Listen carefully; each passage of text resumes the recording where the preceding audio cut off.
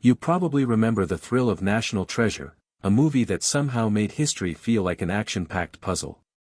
But behind the scenes, a lot more was happening than most people realize. The final film wasn't just the result of a good idea, it was shaped by rewrites, real-world events, clever compromises, and a surprising amount of historical detail. One of the biggest challenges came early. The central heist, breaking into one of the most secure buildings in America, had to feel believable. But as the script evolved, real-world events changed how audiences viewed security forever. What might have once felt clever suddenly seemed unrealistic. So the writers had to rethink everything. They redesigned the entire break-in to feel smarter, more grounded, and in line with what people now understood about high-level protection. That shift didn't just tweak a scene, it reshaped the opening act and set a more methodical tone for the entire film. Then there's Riley, the fan-favorite character who almost didn't matter at all. In early drafts, he was barely there, a functional sidekick with minimal dialogue. But once casting brought the character to life, everything changed. His humor added breathing room between dense historical clues, and his reactions mirrored what the audience was thinking. Suddenly, he wasn't just helpful, he was essential. Another detail that went almost unnoticed. The Declaration of Independence prop. It wasn't just one replica, it was several, each crafted for different purposes. Some were built to survive action scenes, others designed for extreme close-ups. Every version included tiny imperfections, folds, stains, texture, to match the real document. The goal was simple: if it looked fake for even a second, the entire illusion would fall apart. Speaking of illusions, one of the film's most iconic visuals wasn't real at all. The reflecting pool in Washington, D.C., appeared perfectly calm on screen, but during filming, it was completely drained. The water you see was added later using visual effects so seamless that most viewers never questioned it. Interestingly, the core idea of the movie, the treasure map hidden on the back of the Declaration, was there from the very beginning. It didn't come from a last-minute brainstorm. It was the original pitch. Writers spent years trying to build a believable story around it, figuring out how to connect real history with fictional clues in a way that felt logical. That balance between real and fake shows up everywhere. The film uses actual landmarks for exterior shots, giving it a sense of authenticity.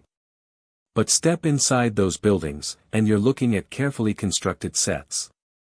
This allowed filmmakers to control every detail while still maintaining the illusion of access to historic locations. And sometimes, the history itself was real. Benjamin Franklin really did write under the pseudonym Silence Dogood as a teenager. The movie took that fact and turned it into a clue, blending truth with fiction so smoothly that it's hard to tell where one ends and the other begins. Even the music plays a subtle role in storytelling.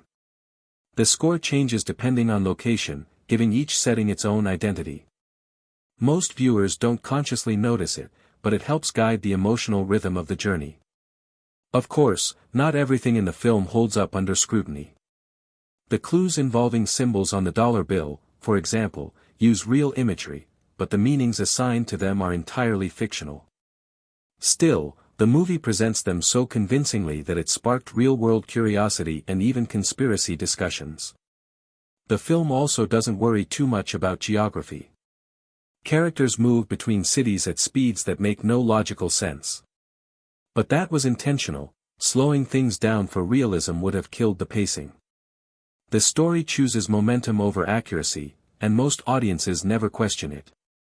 Interestingly, the movie's success wasn't immediate. It performed well at first, but what really pushed it over the top was word of mouth. Families came back to watch it again, and new viewers kept discovering it. That steady momentum turned it into a long-term hit. One of the most famous elements, the idea of writing on the back of the Declaration, is actually rooted in reality. There really is text on the reverse side. It's just not a treasure map. It's a simple label used for identification when the document was stored. The film took that small detail and turned it into the foundation of the entire story. And here's where things get interesting: people believed it. Even today, museum staff still get asked about hidden maps. The movie blurred the line between fiction and reality so effectively that it created a kind of cultural myth. That impact extended beyond the theater. The DVD release even included hidden puzzles in its menu, turning the home viewing experience into a continuation of the treasure hunt. It wasn't just a movie, it was an interactive idea. What makes all of this remarkable is that the film was never designed as a franchise starter. It was meant to be a complete story with a clear ending. No cliffhangers, no setup for sequels, just a satisfying conclusion. Ironically, that may be exactly why audiences wanted more. At its core, the movie draws inspiration from classic adventure stories. It follows a familiar rhythm: discovery, danger, revelation, but sets it against American history instead of distant ruins.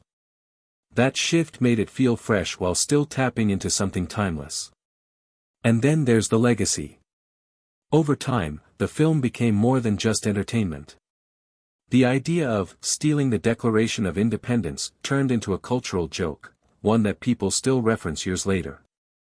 Even those who haven't seen the movie recognize the concept. That's the real achievement here. The film didn't just tell a story, it planted an idea. It made history feel mysterious, turned landmarks into adventure settings, and sparked curiosity in ways few movies ever do.